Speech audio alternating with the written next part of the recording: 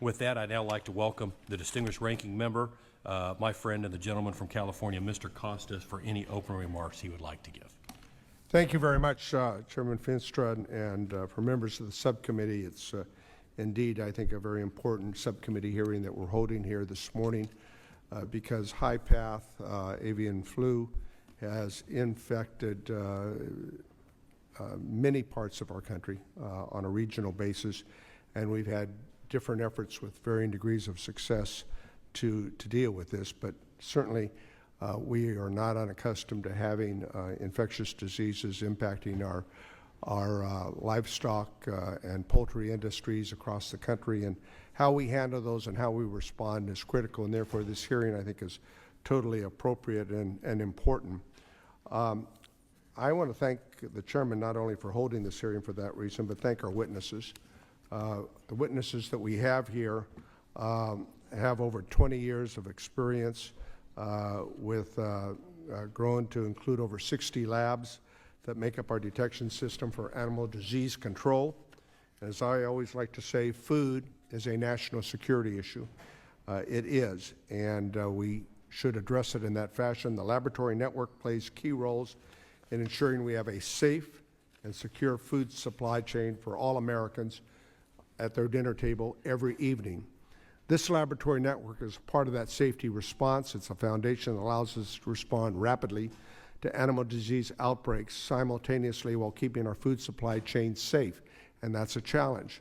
As HighPath has gone over recently in different parts of our country, in California, where we have 20% of America's milk production, we've had over 70% infection in our dairy herds, which is critical mass.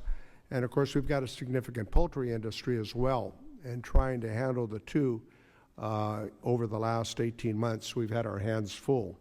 But we have an extra effort that is done by our efforts with our state veterinarian, Dr. Jones, who I will introduce in a moment. The only way, though, that we can properly trace and avoid further spread or spillover infection, I think, is if we're able to respond quickly. And that's why I think this hearing is so important, and accurately to identify and then use the information to allocate appropriate resources to address the problem. And NAHLN is a great example of which highlights the importance of how federal and state partnerships work together. And I think we have had a good example in California of that partnership working. We have our main level 1 lab at the University of California, Davis, which has played a critical role in coordinating with the laboratory network by providing resources throughout California and the nation in combating high-path avian flu. And this is just one example that demonstrates the importance of the laboratory network and the role it plays in greater effort of preventing animal disease that are being spread throughout the United States. And these labs talk to each other on a national basis, which is essential. When we have multiple state outbreaks of animal disease, such as the high-path avian influenza, it's absolutely essential that we have centralized operations coordinated across our states. And we're going to hear about that this morning. The role that NAHLN Central Office plays in combating disease response came into spotlight earlier this year in February.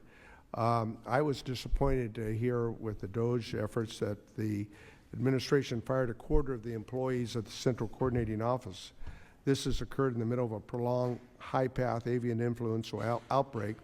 I can't think of a worse time to decide to cut these positions when coordinating disease response. Think about it. We've seen uninformed, short-sighted decisions such as this one made, and it's not helpful.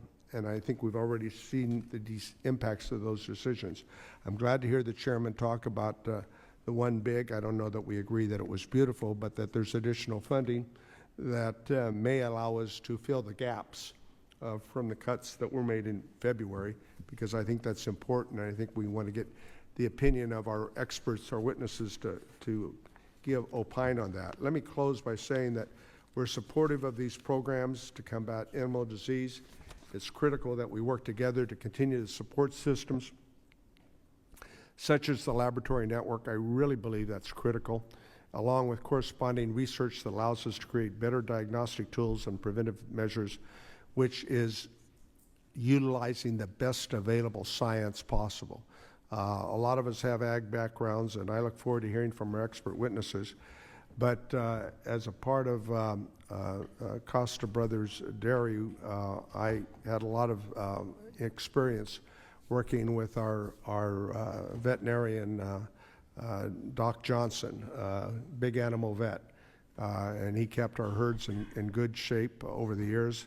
Sometimes when my dog had a little problem, and I'd bring it to him, and he says, "I don't do small animals." And then he'd say, "Bring it over here, I'll look at it." So anyway, but our vets are so valuable. And so by way of mentioning that, let me introduce a individual that's going to testify. I have another hearing I have to go to, so I want to introduce our witness who I noted a moment ago. Dr. Annette Jones is a veterinarian herself. She is the state veterinarian and director of animal health and food safety services for the state of California, the #1 agricultural state in the nation. She has held the director since 2004. In that capacity, she oversees an annual budget of $45.5 million, I believe. 222 employees work with her, engaged in programs from animal health, milk and dairy food safety, meat and poultry inspection, livestock identification. She also works closely with the California Animal Health and Food Safety Laboratory System. In addition to her role as director, she was appointed to the California State Veterinarian in 2010. She is a graduate of UC Davis, very proud of that, and with a degree in economics, and she received her DVM from UC Davis School of Veterinary Medicine. She is a total, complete package and well-respected among animal science industry in California and around the country. And Dr. Jones, we're glad you could make it here to talk about your vast experience. And thank you, Mr. Chairman, for allowing me to provide that introduction of Dr. Jones to the subcommittee. Thank you.